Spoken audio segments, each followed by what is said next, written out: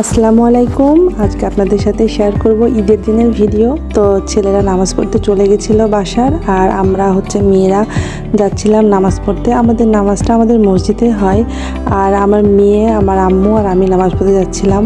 তো এই তো অলরেডি মসজিদের নিচে একদম ভরে গিয়েছিল, আমরা উপরে চলে গেছিলাম নামাজ পড়তে।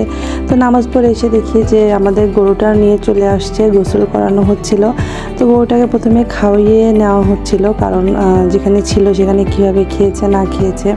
একদিন একটু বাইরে রাখা হয়েছিল গরুটাকে। তো আমার শ্বশুর, আমার ভাইয়া এবং সবাই মিলে গরুটার সাথে আমরা একটু সময় কাটালাম, কারণ আমাদের কষই যে গরু কাটতে আসবে উনি একটু দেরি করে আসবে, প্রায় 1-1:30টার দিকে আসবে। তো নামাজ পরে গরুকে গোসল করানো হচ্ছিল, কারণ সবাই মিলে একটু গরুর সামনে দাঁড়িয়েছিলাম আর কি।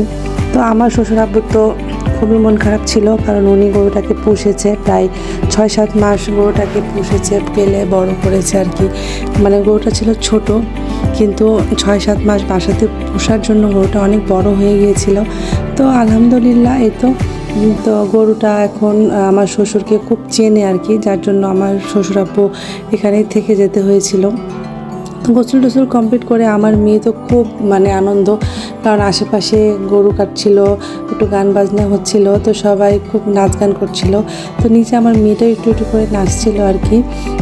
আর এখানে আমাদের কষাই চলে আসছে, উনি অনেক দেরি করে আসছিল, আর এসেছিল যত একজন, ওনারা প্রায় 6-7 জন একসাথেই ছিল।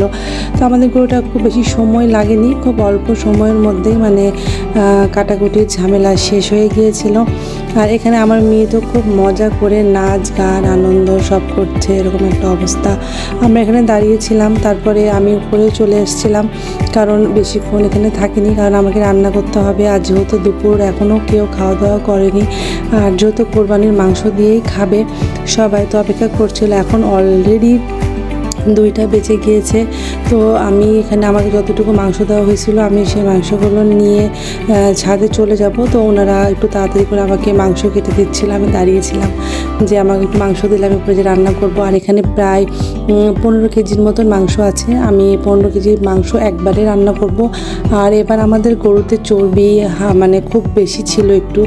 তো এখানে আমি 15 কেজি মাংস একটা হাঁড়িতে চাপিয়ে দিয়ে অনেক বড় বিপদে পড়ে গিয়েছিলাম, কারণ নাড়াচাড়া করা যাচ্ছিল না। পরে আমি আবার আরেকটা হাঁড়িতে শিফট করলাম।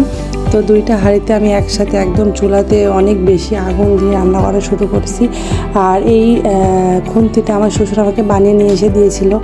এখানে নিচে এসে দেখছি সব মাংস উপরে নিয়ে চলে আসছিলো, ওনারাই কষাইরাই কেটে কেটে মাংস সব উপরে নিয়ে আসছিল। আর এখানে আমার শ্বশুর আব্বু আছে, আমার খালুরা আছে, সবাই মিলে মাংসগুলো আমার হাজব্যান্ড সবাই মিলে মাংসগুলো ভাগাভাগি করছিল। এর মধ্যে আমার রান্না অলমোস্ট কমপ্লিট, এখন প্রায় 4টা বেজে গিয়েছিল। তো আগে সবাই মিলে খেয়ে দিয়ে তখন সবার মধ্যে মাংস বন্টন করতে বের হব। সবাই ভালো থাকবেন, সুস্থ থাকবেন, আল্লাহ হাফেজ।